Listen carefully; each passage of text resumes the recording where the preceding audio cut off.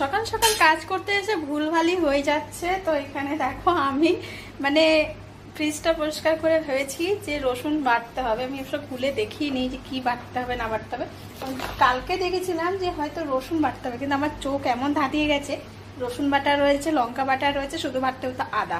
সেটা না বেটে আবার মাকে বললাম মা রসুনটা বেটে নাও। তো দেখো রসুনছি, দেখো রসুনটা ছাড়িয়ে দিয়েছি, আর এখানে দেখো রসুন বাটা হয়ে গেছে, আর এখানে এই দেখো কতটা রসুন বাটা রয়েছে। তারপরে মাকে বললাম আদা কেটে দিতে, এই যে মা আদা কেটে দিয়েছে।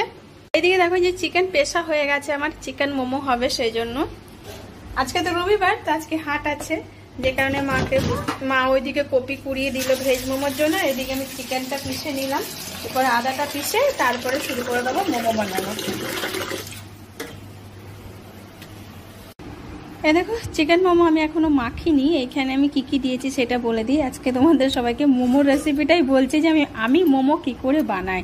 এর মধ্যে দেখো পেঁয়াজ কুচি দিয়েছি, তারপরে দিয়েছি তোমার আদা বাটা, রসুন বাটা, কাঁচা লঙ্কা বাটা, আর সয়া সস, ভিনিগার, আর দিয়েছি নুন আর সাদা তেল, আর দেয়া হয়েছে এর মধ্যে মোমোর মশলা, যেটা আমি ঘরেই বানাই আর কি সেটা। আর তোমার দেয়া হয়েছে এখানে আজিনামোটো, অল্প করে দিয়েছি। এই দেখো ছোট ছোট দেখতে পেয়েছো, এটা হলো আজিনামোটো দিয়েছি। আর এইদিকে আমার দেখো লেচি কাটা হয়ে গেছে, ময়দা মাখিয়ে রেখেছি যাতে একে অপরের সঙ্গে না চিটে। এই দেখো সব ছাড়া ছাড়া হয়েছে, কিন্তু ময়দাটা না মাখালে এটা কিন্তু একে অপরের সঙ্গে এরকম করে চিপকিয়ে যাবে, সেই জন্য ময়দাটা মাখিয়ে রেখেছি। এবার এটাকে ভালো করে মেখে নেব। এই যে আমি পুরো মোমোর মশলাটাকে আর কি মেখে নিয়েছি। এরপরে আমি এবার এগুলো সব বেলে নেব। একবারই বেলে নিই আমি, কারণ বারবার বেলবো আবার হাত দেবো, মানে নাহলে আমাকে আবার হাত দিতে হবে বারবার করে, সেই জন্য আমি একবারই বেলে নিয়েছি। ময়দা লাগিয়ে বেলবো যেহেতু, সেই জন্য একে অপরের সঙ্গে তো চিপকাবে না, তো লেগে যাবে না, যে কারণে একসঙ্গে বেলে নেবো। তো আর বেশি হলে মা বেলে দেয় আর আমি বানাই, যেহেতু আজকে অল্প মাল, যে কারণে আমি একাই বেলে নেবো, একাই করে নেবো। আমি সবগুলো বেলে নিয়েছি, এরপরে বানাই এবার।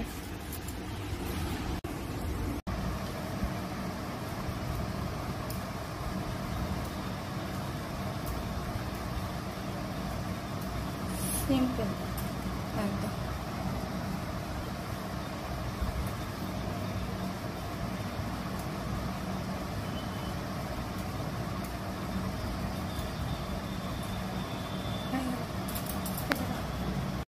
আমার সব মোমো বানানো হয়ে গেছে, এই দেখো।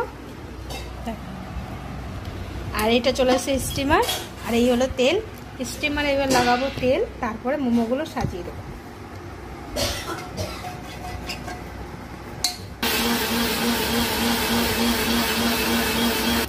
এই যেরকম করে আমি সাজিয়ে নেব সবগুলো। আমার এটা সাজানো হয়ে গেছে, আর এটাতে যাবে জল। দেখো জল এখনো দেওয়া হয়নি, পুরোটা সাজানো হোক, তিনটে থাকে, যে এখানে আরো দুটো রয়েছে, তারপরে জল দিয়ে বসিয়ে দেবো। মোমোটা হয়ে গেছে, নামিয়ে দিয়েছি। এইরকম শুকোতে দিয়েছি, না হলে না একে অপরের সঙ্গে চিটে যাবে আবার, তো লেগে গেলে তখন আবার ভেঙে যায়, সেই জন্য এখানে ঠান্ডা করতে দিয়েছি। আমি আর লম্বা দেখো রেডি, আর জানলা দিয়ে দেখছি বৃষ্টি। দেখো বৃষ্টি হচ্ছে, কারণটা ওই একটাই, হাটের জন্য দেখো রেডি হয়েছিলাম, আর এদিকে বৃষ্টি নেমে গেল কেমন। লম্বাও বলছে আবার আমাকে টোটো নিয়ে বেরোতে হবে, কারণ এই একদম 3টের সময় বৃষ্টিটা নামলো। আমি কিন্তু একদম আজকে আগে থেকে রেডি হয়েছিলাম, পরে আর রেডি হতে হবে না। হ্যাঁ বাবা যা।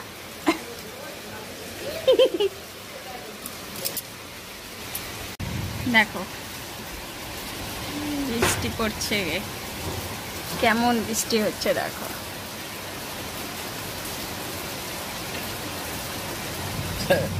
সকাল থেকে রোদ, সকাল থেকে রোদ। হ্যাঁ এইদিকে মা আর বড় মা যাবে সঙ্গতে, মানে কীর্তনে, তো সেখানে তো 4:30 বেরোবে। আর এই যে বৃষ্টি নামলো, এখন জানি না কতক্ষণে থামবে, কারণটা হচ্ছে এখন 50% আর কি বৃষ্টি চলছে। আর যে সময়টা হাটটা লাগবে, মানে 6টা-7টার সময় ওইখানটায় হাটটা আর কি লাগে, একটু লোকজন আসতে লাগে, তখন আছে 70% বৃষ্টি। দেখি তো আমরা, মানে বৃষ্টির ওয়েদার রিপোর্ট দেখেই আমার মাথা না ঘুরে গেছে পুরো। আর এত জোর বৃষ্টি নামছে, 50%-এ যদি এত বৃষ্টি হয়, তাহলে 70%-এ কি হবে তোমরা ভাবো। আমি তো ভাবছি যে কি হবে, দেখো শুধু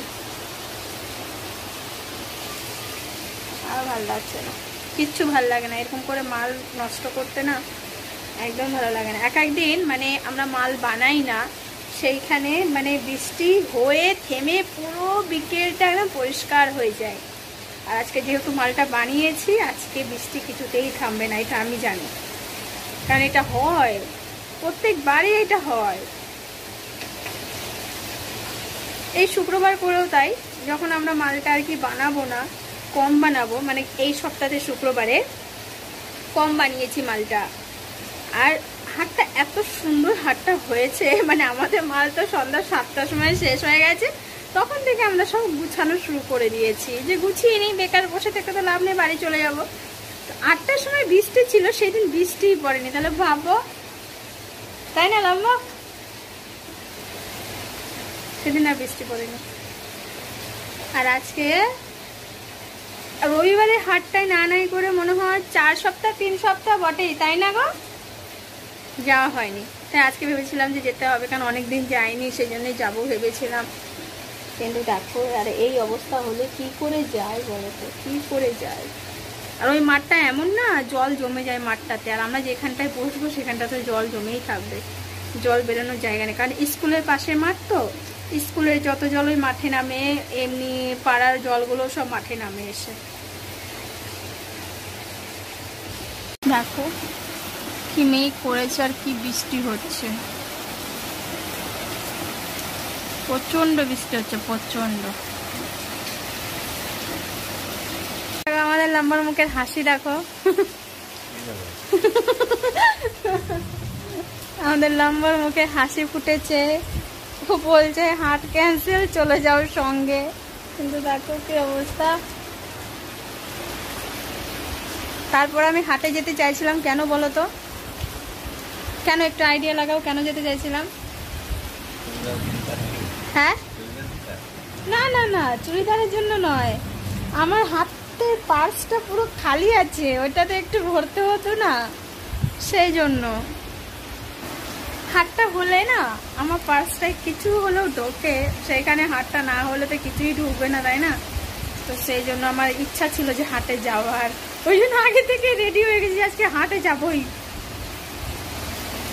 হলো না আর কি, তাহলে চলো এবার রাখি, তোমরা সবাই খুব ভালো থেকো। হাটে যাওয়া ক্যান্সেল হয়ে গেল, এবার যেতে হবে আমাকেও কীর্তনে, কারণ আমিও কীর্তনে যাবো, ঘরে বসে থাকবো না, সঙ্গে চলে যাবো।